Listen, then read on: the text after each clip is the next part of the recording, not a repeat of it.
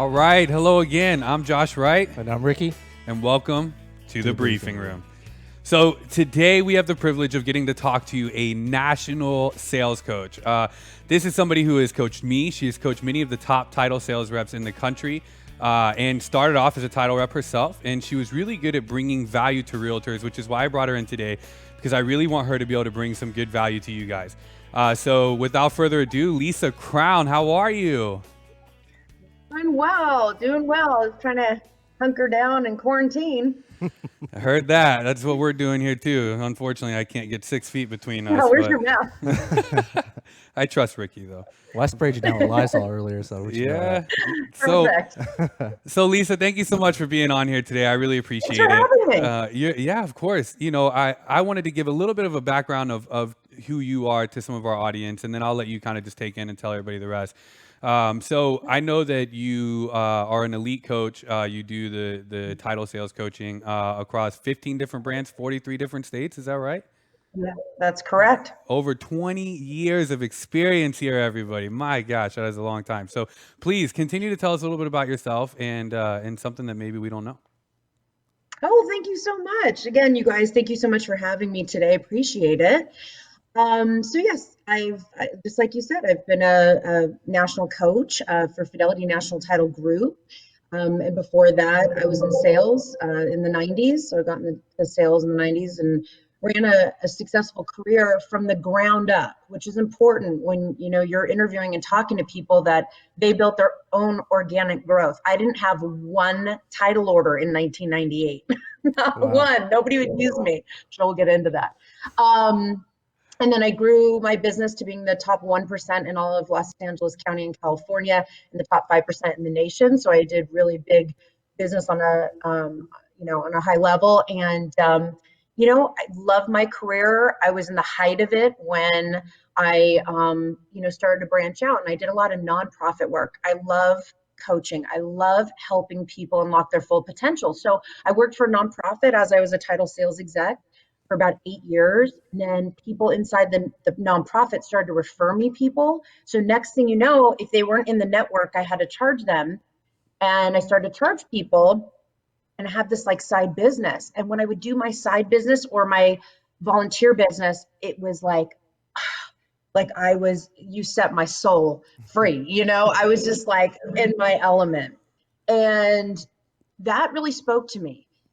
Even when I was making no money, just the act of coaching and helping people is really where I was like, wow, this is my calling. And so about 8 years ago, I went to the company and said, I have this concept. I want to start a coaching platform from the ground up on a national level. And they looked at each other like, we don't have that. That doesn't exist. And what does that look like? So I blueprinted it out. I wrote out the entire program. I presented it to them again.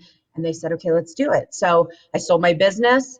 And from the ground up, not having one client, I just took the concept of I am passionate about helping people look at their business through a different lens, challenge themselves, and again, unlock their full potential. And so I've been doing it now 5.5 years.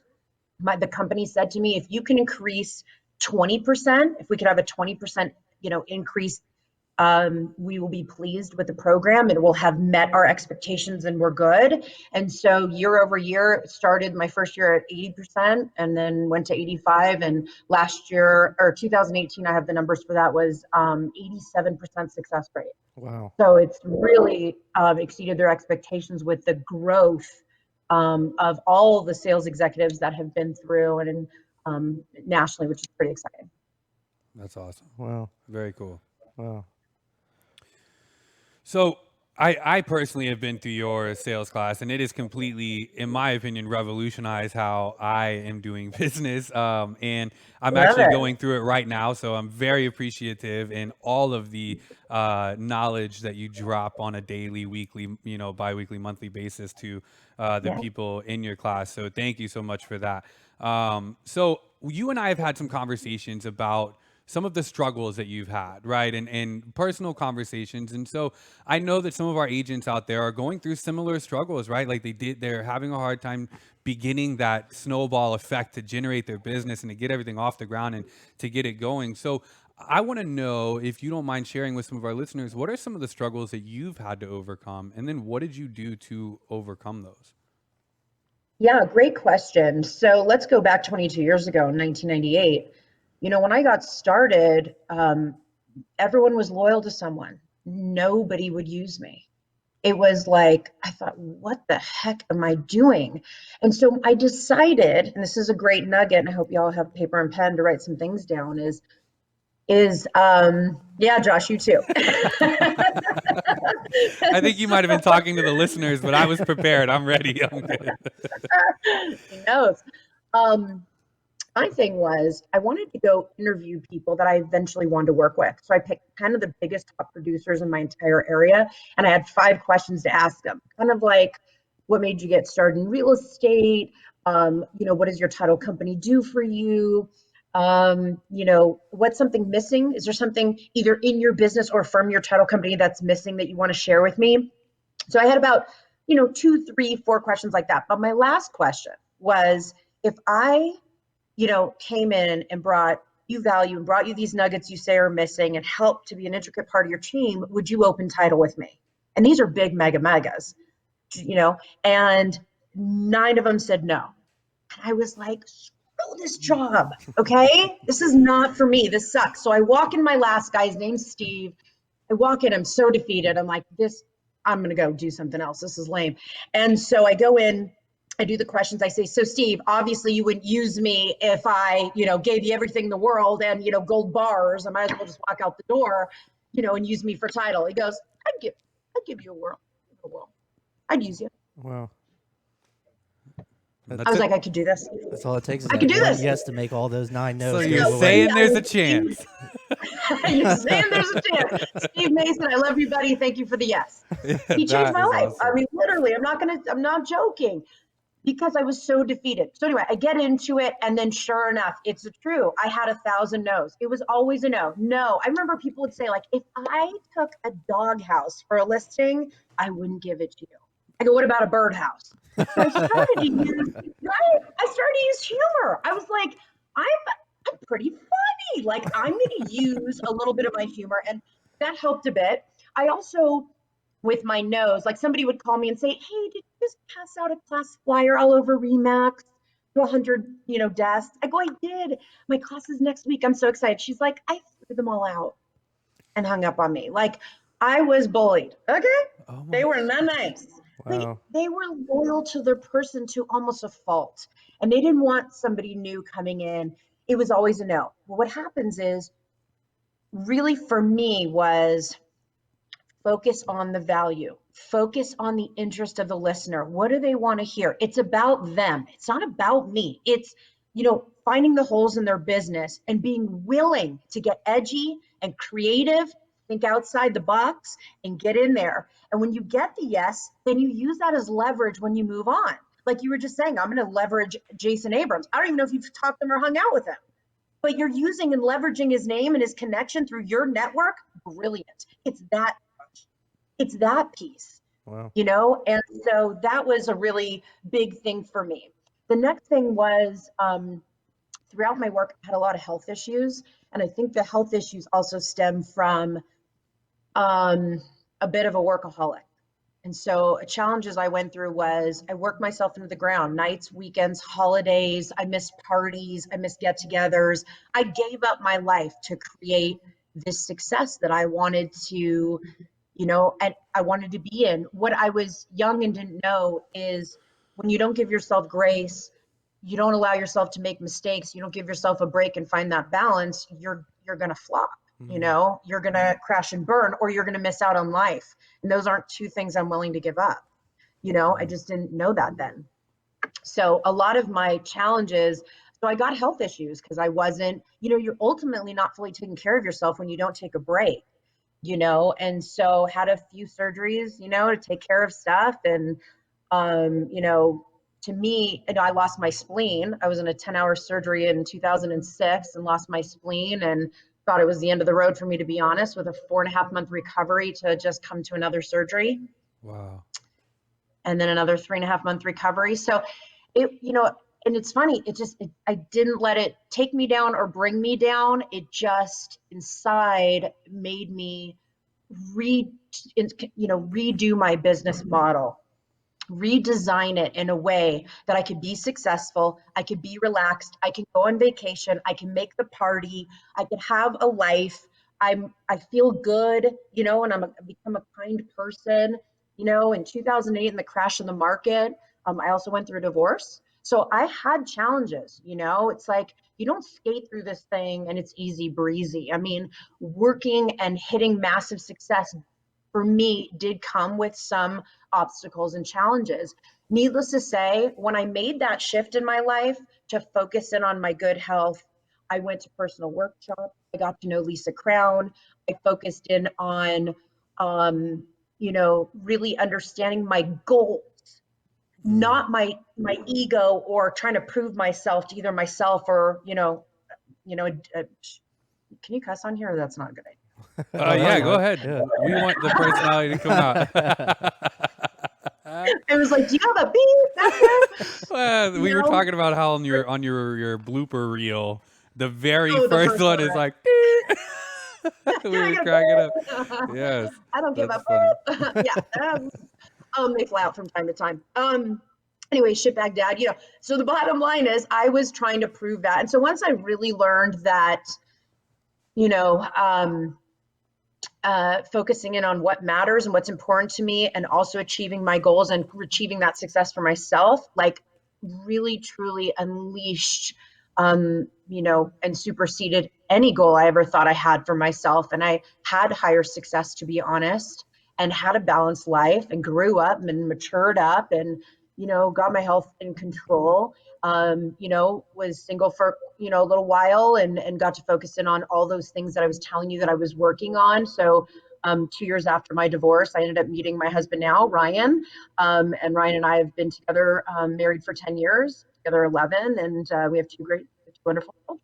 Wow. Well, congrats, and All we things love are the in kids. order. The kids are in a Yes, lot of your videos, so. they might run back and forth because I am quarantined with them. Yeah. Oh, so you're home now with all the kids in the family right now? Oh, that Yeah. would be awesome. Yeah, I love Adelaide. Is Yeah. that her name, right? One of them? Adelaide, Adelaide, yes. So Adelaide, and Eloise. she's the one that we They're see a granny lot. names, like two grandmas. That's too funny. Well, just kind of tie back real quick, talking about your struggles and stuff like that. I mean, obviously you had a really, really strong why that kept you going. I mean, if you're open to it, would you share what that reason was? Absolutely. When I was young, I lived with an unknown why. But the whys are in all of us. We don't know what it is because we're not willing to dive deep, be vulnerable, and really listen to the truth. My why was a very like a sad why, to be honest. I'm gonna be really open with you guys. My dad and my mom got divorced when I was 4 months old, and my dad just wasn't interested in a relationship and connection with me. Okay, there was definitely a big, huge disconnect there. And well, I'll just say it because you know what? It's called life. My mom turned out had an affair and made me. And so her and my dad lied to me until I was 31. Oh wow. So my dad knew I was the product of that affair. So in really truly, he was arm distance length and really didn't invest into our relationship. And I could never figure out why. So I was always trying to get him to love me. And I always wanted him to be, I want to be like, hello, look at me. I'm worthy of it, right? Or not. I don't know. So the why, I didn't know it, but it was about me trying to prove to him, like, love me, I want you to love me, right? You just wanted the I'm not going to recognition. choke up on your freaking podcast. I'm going to tell you that right now. No, but that's deep. I mean, Uh-oh. that's You're real. losing coach. You're losing Yeah. coach. What? I said that's deep. That's real. I mean, that's something Yeah, I that mean, a it lot is. of people And go through. Yeah. that's what it was. Really long time. I didn't, like, who asked me, I'd be like, that's what we do. I don't even know what I would say. It was just so off the wall. The truth was, I was fighting for him to be like, wow, God, that award, this award, da-da. And every time I won an award, I remember when I won my Oscar, there's only like, I don't know, 8 in the world, in the US or whatever. And when I won mine, they're like speech and all this, and there's all these people, and I was getting the speech, or at least in our region that we did it. I don't remember, it was a while back. I was so empty up there. I was like, dang, I guess my why is wrong. When I discovered the why, I was like, wait, I get it. It made a lot of sense. Interesting that it leveraged to a point of success and not going backwards into like drugs or alcohol and going down a different slope. So at least it was in business. But once I let that why go, when I found out the truth, when I was 31, I said, I'm on a discovery to find my new why. So I did. I found my new why. I was around 32 years old, single gal. And I said, my why now is for a family that doesn't exist, for a husband I'm going to find, and for children I'm going to make. And I'm going to work so hard for them so they don't have to struggle. They're going to come into my world. I'm going to have money and it's going to be a solid foundation and security. I'm going to do that through working really hard with nice balance and having good energy and feeling at peace. And so when they arrive, they will come into a really good situation. And now that they're here and they did arrive and all that came about, they're still my inspiration. I love that. I just don't want to. I love that. We're both Yeah. family guys here too. So Ricky has 2 kids, and Love I it. have a 3-year-old who you posted on your Facebook page the other day. Love She her. loved She's my mascot. She's a little ham. So this actually makes me want to ask you a question, kind of in regards to the balance part. So that was a big, I guess you would say you weren't very balanced at the beginning, and that was a part of your Right. transition, was becoming balanced. I'm curious, do you feel like you would be at the level of success that you're at today if you were more balanced at the beginning, or do you feel like you'd be further? Does that make sense? Because to me, it's like you worked extra hard and you sacrificed your health and you did all these things so you could create this super strong program that you're running today. But had you been balanced then and taken time away from your work, do you feel like you would have still been able to make it where you are today? It, it's such a good question, truly, because I feel like we're products of our past. Part of my greatness stems from my failures and my struggles. The problem is, failures and struggles were very weak to me. Vulnerability was not in my vocabulary because I wanted to be strong, and always do the right thing. And I didn't want to mess up. And mistakes were like, you might as well put me in jail, you know? When I got older and I realized, make mistakes, make them every day. I hope I make one on this podcast, for God's sake, right? Like, make mistakes. That's where you get your greatness from. Right. All of those failures amount to this Lisa Crown sitting right here. Mm. If she would have done it all right in the get, I don't know where I'd be right now, Right. And that's important to know, because I'm so proud of myself that I have. I mean, honestly, I've never, not on any of my podcasts or anything I've ever done, talked about like my story with my dad, but it's really a part of my why. And if you're going to ask, I'm going to tell you, and what that truth is. It's like, if you leave the truth unsaid and I don't tell you that next piece, then it's kind of like, oh, I wonder what happened with her and her dad. It's like, it was something out of my control, folks, and this is my story. It's who and what I'm about, And so it just, to me, I feel like I'm grateful for the lesson. That's my messaging to this audience, is what, out of everything we experience, there is a lesson in it, good, bad, or indifferent. It's just, there's a lesson there. And I've gotten so many lessons through, it's led me to this point. Wow. That's So some good stuff. yeah, that was powerful. But in your coaching platform, so do you find out your guys' why? Like, why are you wanting to be a part of this coaching platform? What's driving you to want to be successful at this? That's a good question. Lisa? Yeah, so we do. You know what I'll tell you? A lot of people who are newer in the newer programs, like 0 to 3 years in the business, they're really struggling. I would tell you probably 85% have not a clue. Mm-hmm. Totally okay. Totally okay. It could be that they got bullied when they were younger. It could be that they got dumped by a girl or a guy. It could be that they don't feel good enough. It could be that they want to save for their family like me. Like, it could be positive or negative. People are not fully aware and ready, I believe, to get that vulnerable, to tap into the truth. And some of it, the 15% of the new people that when they open up and share, I see into their soul. Mm-hmm. I can't believe the stories that I've heard. I mean, I've been a sobbing mess on some of my calls because I cannot believe one's journey, and then the outlook comes and attaches to the why. And then my more advanced, I would say it's almost 50-50 or 60-40. 60% have a why. I will say of the 60%, probably 45% of them are wrong. In a way, they need to go deeper, and 15% are raw as heck, and you can tell and feel it. And I'll say to someone, go deeper. And they'll say something, I'll go, let's go to the next level. Let's go deeper. And they'll be talking. I'm like, that's amazing. Like, I feel that totally. Go down into the basement on that. Wow. So you would. So deep. And my hope is that everybody listening to this has the experience of the true why, whether it's embarrassing, whether it's vulnerability, whether it's amazing, whatever. I really hope you're part of that 15% that really have tapped into that, because it literally, that's part of the unleash and getting that full potential. Wow. Well, she answered my question before I even asked it. So that's funny. Well, and I can read mine too. I can read mine. Yeah.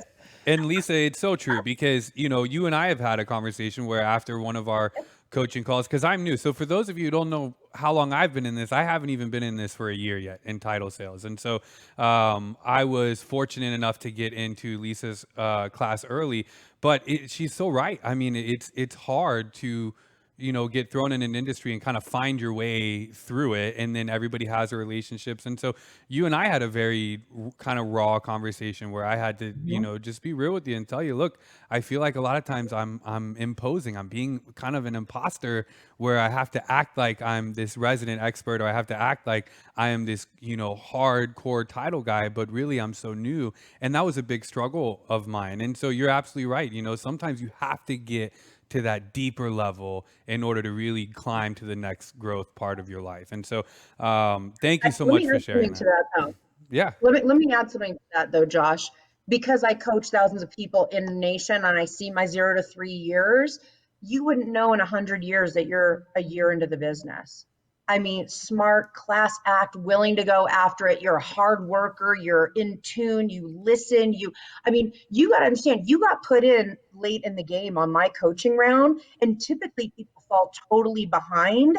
You got so fast caught up and in there and rose above everybody else. So I just want to tell you, the way that you are doing and conducting your business interests me more than the time in. Like, you're vivacious. I'm telling you, watch out for this guy, people. Thank you. I'm blushing a little bit, so thank you for that. It was already kind of warm in here. So. Does not say stuff she does not mean. Well, thanks. So the last person we had on our podcast was Kieran Clarkin, and we had a lot of fun with him. And I don't think you know who he is. He's a local agent, but he's from New York, so you can kind of get the idea behind him. He's very loud and just hits the camera hard.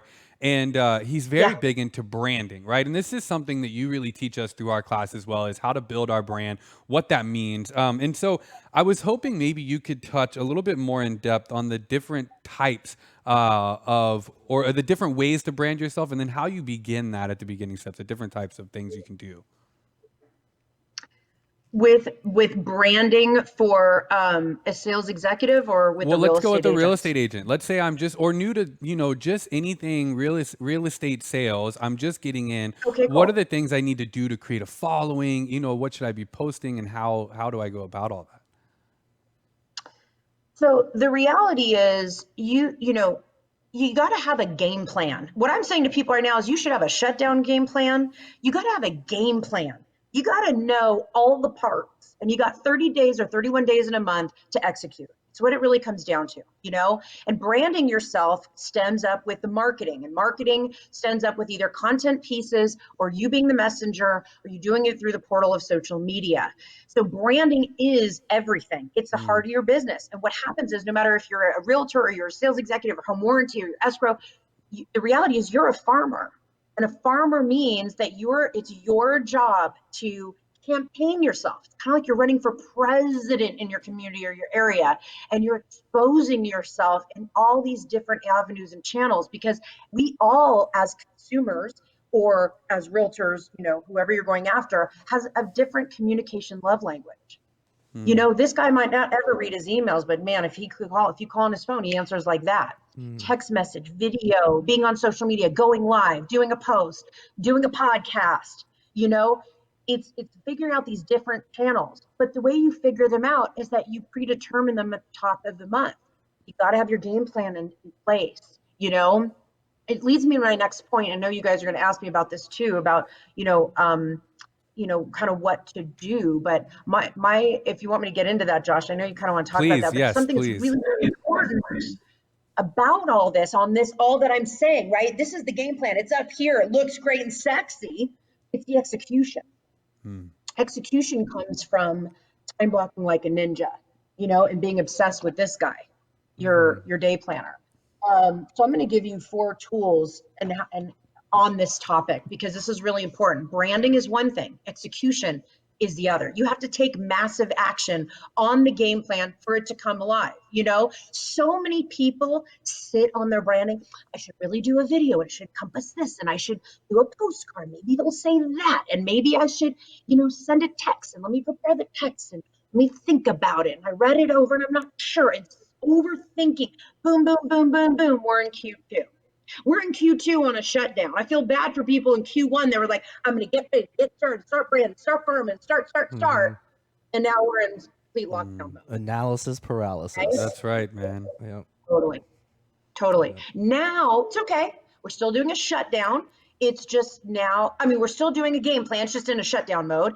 And it's still the same. There's a lot up here, and the way that it gets executed is through time blocking like a ninja. I literally can be here talking about time blocking all day long, because if you can master that, you're going to win at all these. Time blocking is the execution plan. Where you're time blocking from the minute you wake up to the minute you go to bed. Everything. I would use pencil. I would get an old school day planner. It should be managed by every 15 minutes. Not that you have to manage it by every 15 minutes, but that it has that on there in case you do something at 11:45. I don't like it by the hours, too much missed space. And so managing that time and putting all the parts, the game plan, the parts, they go in there. And then it's time to execute. And I execute with this guy, my phone, my timer. Can't live without my timer. So if I'm going to start working on my thank yous, or I'm going to be doing my, my commenting on social media, I'm going to put my timer on. And then I go back to my to-do list.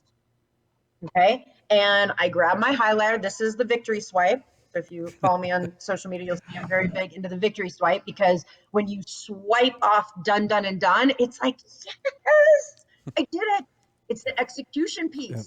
It's the finale. Done, done, and done. You cannot swipe unless you're 110% done. Right. So you swipe through that, and have all the things you need to do. And that's your miracle morning. That's your Zoom meetings. That's your prospecting. That's your posting. That's your follow-up. That's turning into a teacher and teaching them kids. It's dinner time. It's, bath time. It's all the parts, business and personal, need to be on this guy. And all your job is to get this out and swipe when 100% done. That is a big piece. And then also the to-do list. I'm a huge to-do list person. I've got my to-do list going down. Everything on there, victory swipe as well when 100% done. Sometimes on my day planner, I'll write to-do list and dash and write the 4 things that are get done through that hour pocket of time, highlight when done. Okay. It's about execution. So branding is nothing other than executing and getting it out. And if you don't, then all it is up here. It's a big story. It looks fancy. We're all intrigued, but there's no result. Yep. And that's important. Well, that's how things could slip through the crack, as well. You if you don't have anything written down or anything to remind you that, hey, this is what needs to be done. If it's all up here, it can eventually just fall through the cracks. And I personally live by my phone calendar, and I try showing Josh this before I actually got into your coaching platform. We were talking, and I was like, I create a list every day of everything I need to get done, and I don't stop my day until those tasks are done for the day. Yeah. Yeah, and Nice. he's right, and he's been very good at it. I've been better at it since obviously being in the class with the victory swiping. I've got my to-do list now. But the part that the visual that I got is we're all intrigued, right? Because I think what happens is, and I was victim of this. I'm still a victim of this sometimes, because everybody calls me the ideas guy. That's what the people close, because I just come up with kind of out of the box ideas. And so, but the problem is I've never been known as the execution guy, because I was the one that would come up with all these ideas, and I had hundreds of them floating around in my head, but I would never actually go do anything, right? I would be like, oh yeah, we should do this. Oh yeah, that's a great idea. Let's do it. And then next week, it's like, how come we never started that? You know, and so that's been a big piece of going through your class as well as the execution. And she's right. If you guys don't have a pen and paper out, you really need to have one out. You really need to be writing some of this down, because this is going to change you. I don't care if you've been in the business for a day. I don't care if you've been in the business for 10 years. You're going to learn something that will better what you're doing now. And so, you know, Lisa, thank you so much for for some of your knowledge. I didn't know how much we were going to get because I didn't know how much was a part of your coaching program and how much you were willing to share. So thank you for being so willing to share those. So can you touch a little bit on, for those of our listeners who are new to real estate, or perhaps maybe they have been doing this for a while, I want to kind of transition into helping out some of our realtors who maybe they have started a brand, or maybe they know this stuff. Maybe they've already been in the game for a while. They know that they're executing these things and they're doing well, and they've kind of hit a plateau, in their career.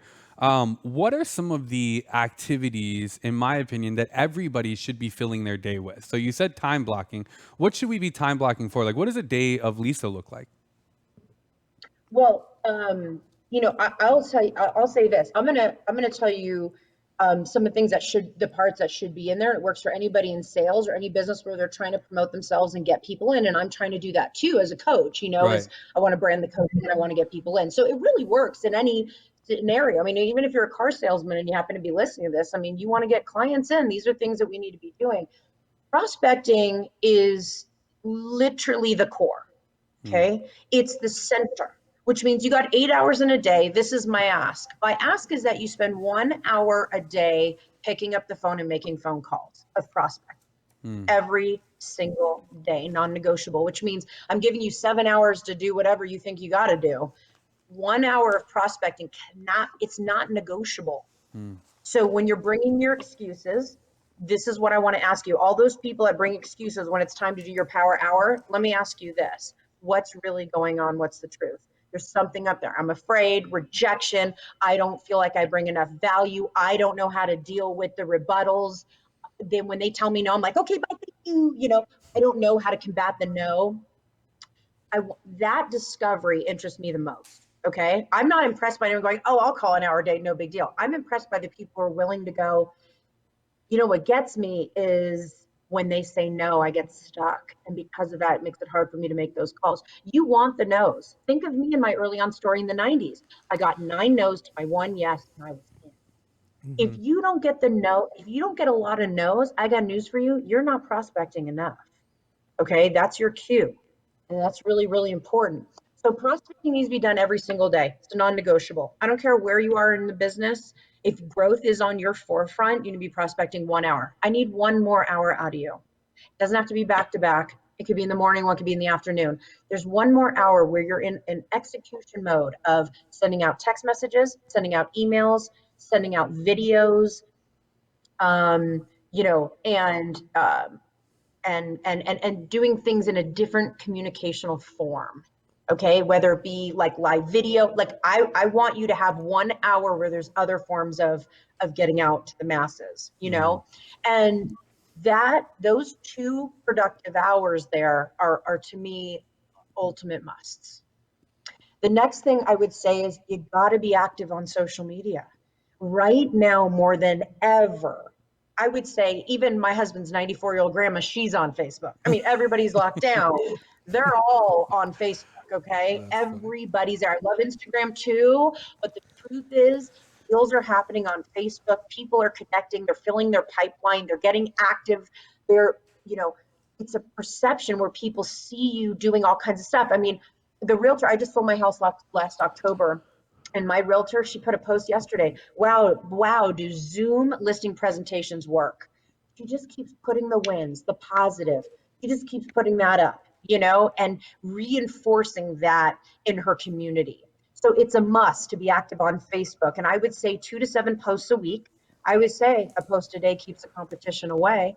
So I would say that's your door knocking right there. That's your calling on offices right there.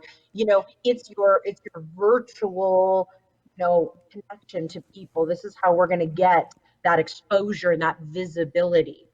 I would say challenge yourself to go live. It really helps with the algorithm on social media. Go live, get yourself exposed and get out there. I would say you have to identify your goals up front in your average day. How many Zoom one-on-ones do you want to have? How many where you are either a sales executive trying to get in front of a realtor or a realtor trying to get in front of a consumer? Let's say it's 2. That means your prospecting efforts have a goal. When you're on those 2 hours, your goal is to set 2 appointments, each day. Maybe it's 4 days a week. So it's 8 for the week. That's your goal. And if you fill it, don't stop prospecting. You got next week and the week after and the one after that. I always advanced up to about a month out, or more if needed be. It never bothered me. I was worth the wait. That was my theory. Ooh, If that's I don't good. handle this business confidently, how are they going to absorb to me? Mm. And that's the reality. I didn't need to beg and kiss butt and try to shove them in tomorrow. I literally was like, I'm going to help you grow your business to a whole new level.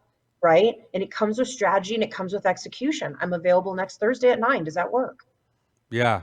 No, that's really good. And I want to drill a little further into what you just said about to me so when you're doing all these prospectings and you're calling these people and you're getting the appointment, the only way to know what that number is to know your numbers, right? And I was hoping maybe you could shed some light on that. So if I the only way I know that I need these 2 appointments is to know that it takes me X amount of appointments to get 1 deal. I need X amount of deals a month to hit my annual quota. So I know on a daily basis, these are the amount of appointments I need.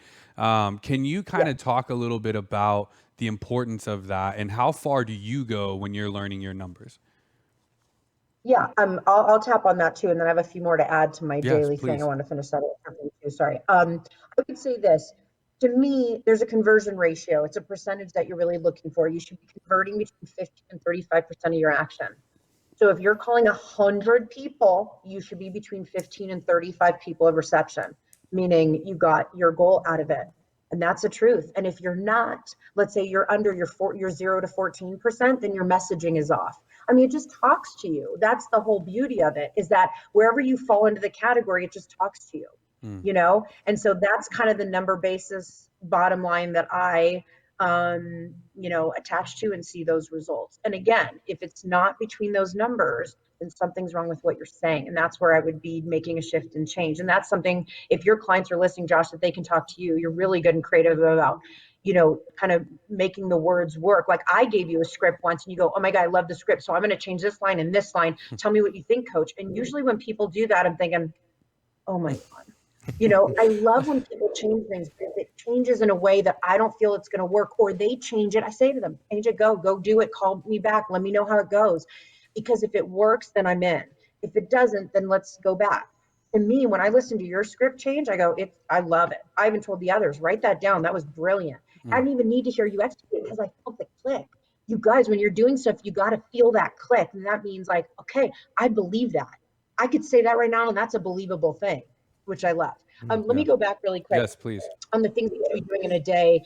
You should be getting your mailings together. Snail mail is working right now because, of all the situation. They don't want door knocking. People are getting their mail. They might be grabbing it with their gloves, but they're getting it and going through their mail and reading it.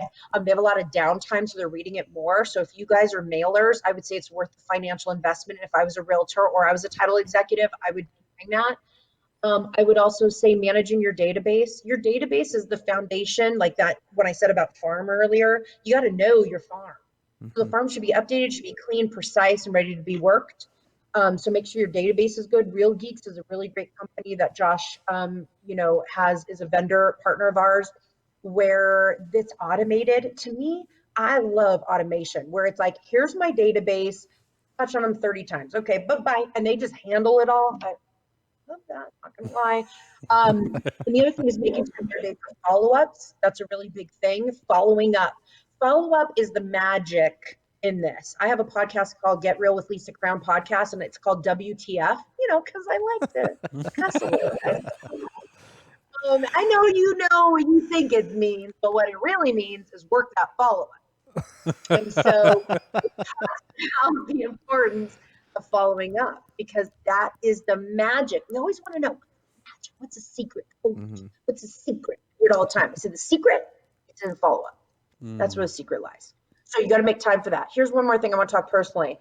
I want to make sure you're eating 3 meals a day. I want to make sure you're taking a break. When you're on a shutdown plan right here, you got to make sure that you're stepping outside and enjoying the sunshine. That when your kid goes, mommy, mommy, mommy, I know sometimes I want to be like, and I do, but I also tell myself, give them grace. This is a new change for them too. And they're used to being at school and with their friends and doing their thing. So it's give yourself break times throughout the day, and be cautious of distractions. I always try to be really cautious of the distractions, say no to say yes to every single thing. But I do want you to make time where I say, if you're good and you're quiet when mommy's on this podcast right here, then we'll do playtime later and we'll read and we'll this or that and play with dolls, And so, and it's only a few minutes, but those minutes really impact our children and impacts our soul as well.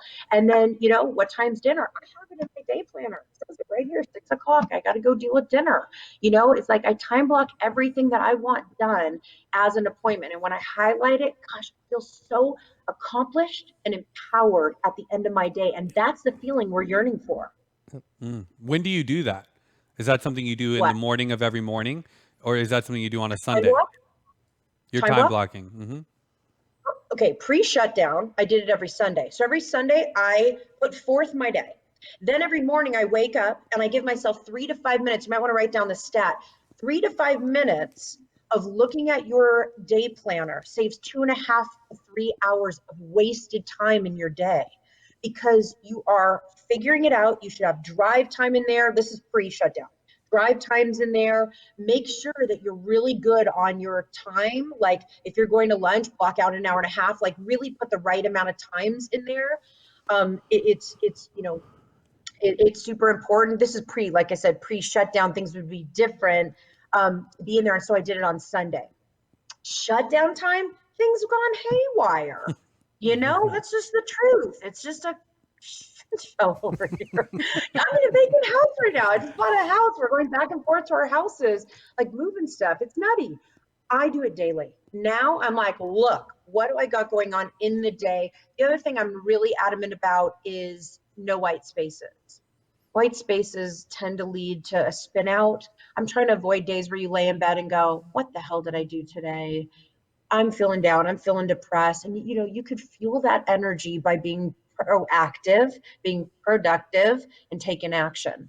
And you do that through this guy. I'm telling you right now, if you took away my day planner, my timer, my to-do list, and my victory swipe, I'm a hot mess. No joke.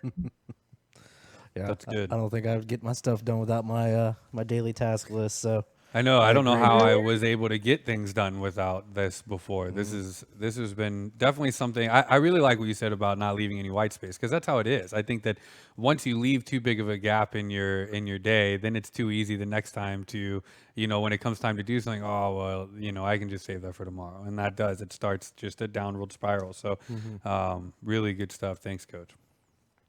Yeah, you bet.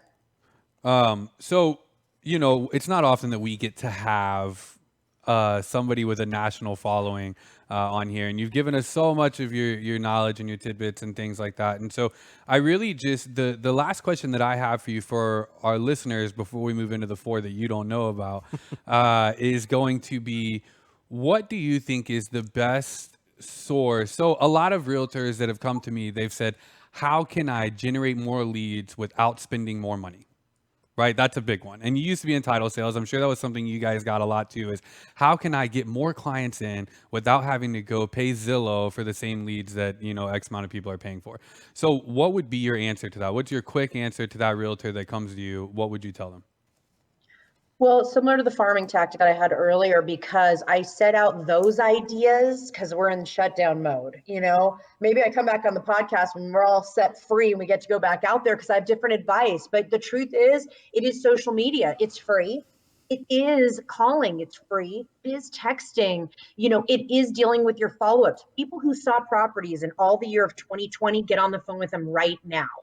If anybody's a title sales executive and you were meeting with agents in the first quarter for the first time, get on the phone with them now. It's about the follow-ups. There's follow-up programs. You should design a 12-step, 12-step, like taking down the lukewarm lead or the warm lead, where you got 12 different touches over a 6-month period. So every 2 weeks, dropping one down. Those are free. They're just little touches and different things like that. But the branding, circling back to the branding, is a big thing, getting yourself out there. And honestly, you can print letters out on your own computer, and put them in the mail. And it's worth the investment of that small fee for even bulk mail, which is cheap if you do it through bulk mail, or EDDM is smaller, it shrinks in cost, but it's a great way of doing it. But honestly, if someone has, I remember this one guy, when I was in title sales, he lived out of his car, and he was a realtor, and he came in every day in a suit, lived in his car, and he had no money. He didn't have $1. And we built his business to, when I got out of sales, he's in a Mercedes. He has a fat townhouse, money in the bank, got a woman. Like, he just totally lived it up. And with him, we did those tactics. Got him active on Facebook. He did door drops, which was a big thing, for free, and would print it out like on Xerox, like a yellow paper and black writing. There's just things we could do that are so no cost. When I got here in the 90s, remember, there's no phone, there's no text, there's no video, there's no Facebook. There's none of, there's no bomb, there's none of these things that help us connect and do business and get our messaging out. Wow, 2020. Even though we're in a shutdown, we're still, imagine if we were in a shutdown in the 80s. Yeah. We'd be really screwed. I think we'd have another baby boom. Oh, yeah. Gotta take care of those free portals that are connecting people left and right. And, honestly, even starting a Nextdoor or a community, a Facebook private group page community, and giving your messaging out there, or doing a Zoom happy hour, inviting people to that. Like, if you're a realtor and you're listening, invite people to that. That's a very smart, clever thing to do. Now you're doing a happy hour you didn't have to pay for the food and the contest and the whole thing. So There's a lot of great stuff to do. For sure. I like it. Thanks. I like it. Well, let's move into, I hope everybody's been writing this down, but if you still haven't grabbed a pen, grab it now, because these are the 4 questions I'm the most excited about. And we were kind of brainstorming them before. We were like, man, let's get some good ones. So go ahead and fire them off there, Riki. All right. So the first question being is, what's the best book that you've read in the last year? And what are you currently reading right now? Best book that I have read in the last year by a mile is Relentless by Tim S. Grover. Oh my gosh. That book knocked my socks right off my feet, because first of all, he's the coach of was the coach of Kobe Bryant, rest in peace. Michael Jordan too. Yeah. I know. Oh man, I used to do his titles. I will say, you know what? Oh, I would say I would do. I thought you said something. I was like, oh, my mic went out. I didn't hear anything. I'm sorry. I heard hello. I was like, hi. That's funny. I would say also Michael Jordan. He was his coach for Michael Jordan, Dwayne Wade, all these big time legends in the basketball and world. And he was a basketball coach, but that's irrelevant in the fact that he takes his mindset, his tactical ways that he worked with people, his analyzations of people, and how he got them and learned from them, and they learned from him. And it was, chills ran down my spine. I will be reading it again. It was so phenomenal. It doesn't matter what business you're in. If you want to hear at the highest level, okay, it's at the highest level of relentlessness and pure, God, I want a really good word here, but really it's organic talent being mastered. Listen to that book. Yeah. Well, he also talks about in that book as being a cleaner, a cooler, and what's the other one? A closer. Yeah. So yeah, you listen to it. I love that so much. I am listening to 2 books right now. So I've got What I Know for Sure by Oprah Winfrey. I'm dead smack in the middle of that one, and also Never Split the Difference by Chris Voss, which was highly recommended by Josh. So I'm in the middle of that negotiating book as well. We made that one our book club of the month. So we're on that. So I've got 2 books I'm dealing with right now. Yeah. I watched a TED Talk with Chris Voss, and just the way he talks and how he describes everything, it's truly remarkable. Yeah, you could see why he was. Yeah, another one that's at a high level in mastering his craft. This guy's like a ninja. Yep. Yeah, would that's who I agree. would want to come negotiate Yeah, anything for a I need hostage negotiation. negotiated. Yeah, right. Call this guy, get him out of here.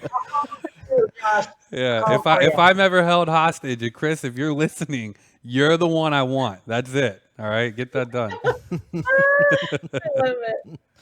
All right, and then for the second question, who's the biggest influence or influencer in your life? Yeah, so my biggest influencer in my life, so let's go back to 1998 just for a sec. Sure. There was the number one title rep in, I almost want to say in the nation, but he probably came close with 3 people, but in California for sure, he was number one. His name is Gene Bleeker, and he's the one who got me into title sales. I worked at a bank and I was a bank teller, and he would put forth his paychecks in the 90s, and they were huge. I mean, 25, 30, $40,000 checks in the 90s is gigantor. It's gigantor now, but back then you got to get that scope of Right. what that money Yeah. was. When you work at a bank, you're not allowed to talk to people about their money.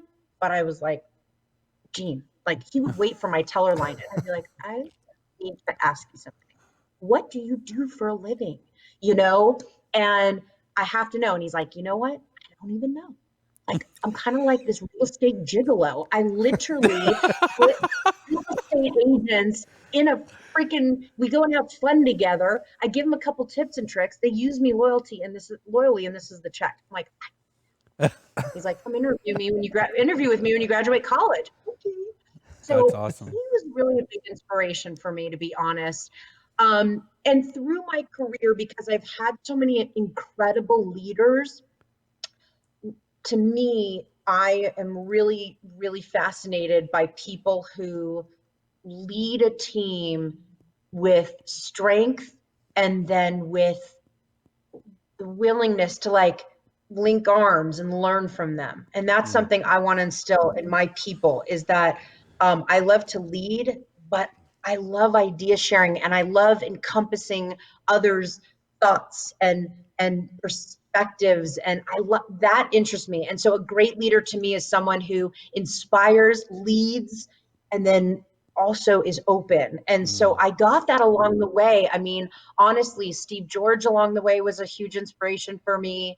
Rod Gordy was a huge inspiration, and Steve DeLaviaga. These were super Stevie D. inspirational people in my life that along my career path, they were a great leader, but they also allowed me to shine and were open to my ideas and what I was doing in my life and my business. Wow. That's awesome. Yeah.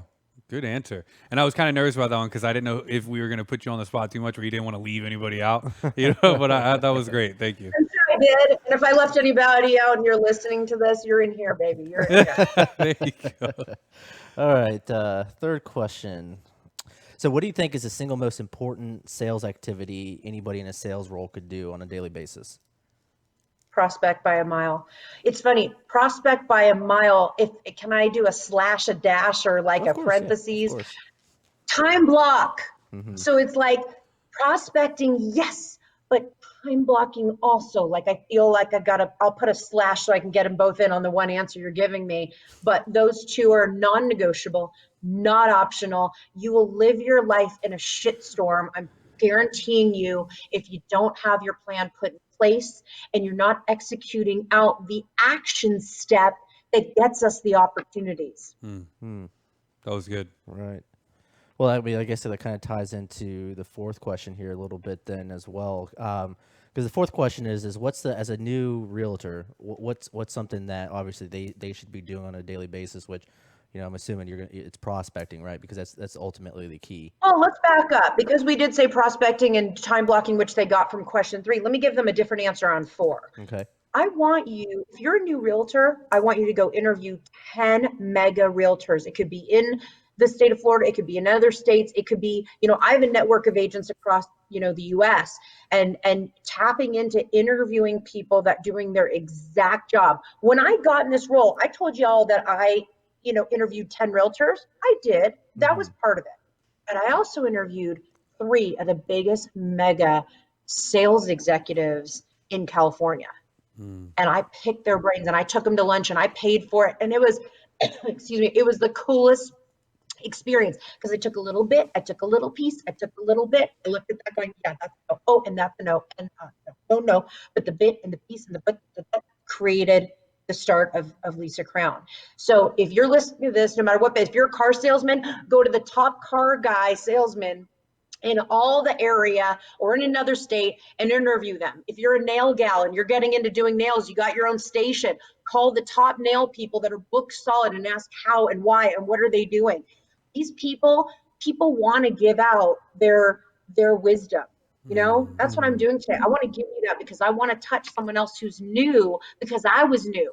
I was there and we didn't have these portals and these awesome sales executives like Josh that are sharing a community of knowledge all over the place. These are the things you take in, and that absorption is going to help you pick, choose, yay, nay, and execute.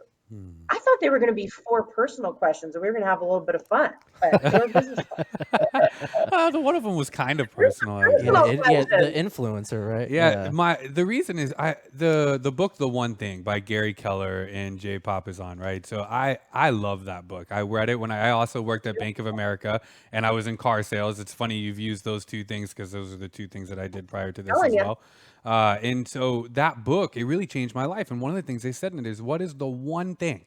What is the one thing you can do such that by doing it makes everything else easier or unnecessary? And I've always loved that question because it's so true. Let's just get down to the one thing. And to me, it sounds like that's time blocking / prospecting.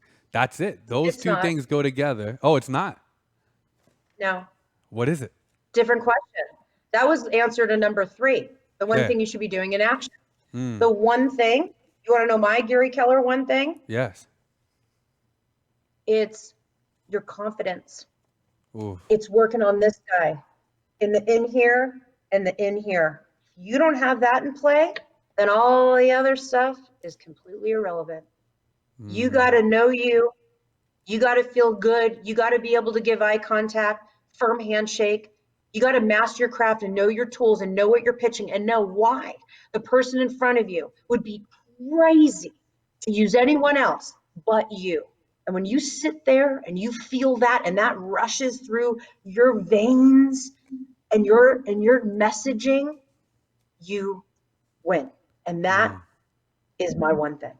Well, there you go. And That's I the don't gold want piece. Yeah, I don't think we should say everything right anything there. else. That was it. Yep, that was it. awesome. That was it. Mic drop. Mic drop. Drop it, Lisa. That was great. Well, thank you so much. I mean, I've been looking forward to this. It's funny because we finished up our last episode and I was like, all right, who's next? And it was like, boop, gotta be Lisa. We need to get Lisa right now with everything we're going through, with what people are stuck at home. People are, reaching out, just asking for things, and you brought in all the tools. So thank you so much for having, for joining us on our show. I look forward to seeing you again soon. And to all of our listeners, I hope that you got a lot. If you need to, you can follow Lisa. Where can they find you on social media real quick? Lisa Crown on social media, or I'm at Coach Elsie, and that's ELSEE on Instagram. And I also have a podcast called Get Real with Lisa Crown, and you can find me on Spotify, Podbean, or iTunes. And if you do, please click subscribe. All right, Awesome. perfect. So thank you very much for joining us in another episode of The Briefing Room. Thank you, Lisa. Thanks. Love it. Thank you, guys. Bye.